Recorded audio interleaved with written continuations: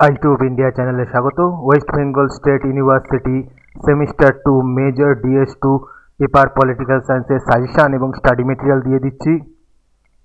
এখান থেকে তোমরা প্রয়োজনীয় কোশ্চেন অবশ্যই কমন পাবে এবং SAQ এর সাজেশান আমি পরে উত্তর সমেত দেব।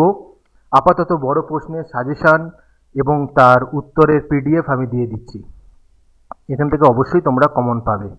মান 5-এর জন্য পড়বে 14 নং ধারায় উল্লেখিত সাম্যের দুটি নীতি ব্যাখ্যা করো। রাষ্ট্রের নির্দেশমূলক নীতির তাৎপর্য বিশ্লেষণ করো। 356 নং ধারাটির মূল্যায়ন করো। আইনের দৃষ্টিতে সাম্য বলতে কী বোঝো? রাষ্ট্রপতি শাসন বলতে কী বোঝো?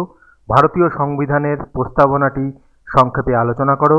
মৌলিক অধিকার ও নির্দেশমূলক নীতির মধ্যে পার্থক্য নির্দেশ করো। আন্তঃরাজ্য পরিষদের ওপর একটি টিকা লেখো। তারপরে হচ্ছে জাতীয় জরুরি অবস্থা বলতে কী বোঝো? এই 5 নম্বর এগুলো পড়বে। বড় প্রশ্নের মধ্যে পড়বে প্রস্তাবনা ভারত রাষ্ট্রের প্রকৃতিকে ও আদর্শগত অবস্থানকে সূচিত করে। প্রস্তাবনাটি ব্যাখ্যা করে উক্তিটির যথার্থতা বিশ্লেষণ করো। ভারতীয় সংবিধানে বর্ণিত ধর্মীয় স্বাধীনতার অধিকারটি বিশ্লেষণ করো। ভারতবর্ষ একটি আধা যুক্তরাষ্ট্র, বিশদ ব্যাখ্যা করো অথবা ভারতীয় যুক্তরাষ্ট্রের প্রকৃতি আলোচনা করো।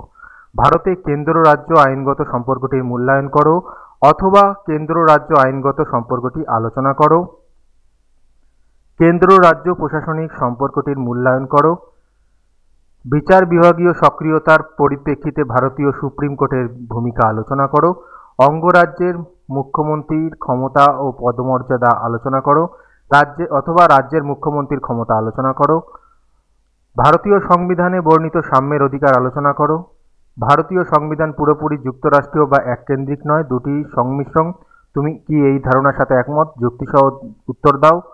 ভারতের প্রধানমন্ত্রীর ক্ষমতা ও কার্যাবলী আলোচনা করো।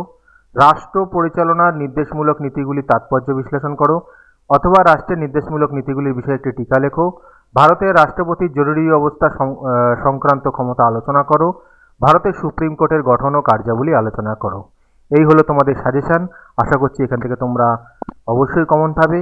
আর নোটস ডাউনলোড লিঙ্ক ডেসক্রিপশনে দিয়ে দিয়েছি, পাসওয়ার্ড ভিডিওর মাঝেই আমি দেখিয়ে দিয়েছি, দেখে নেবে।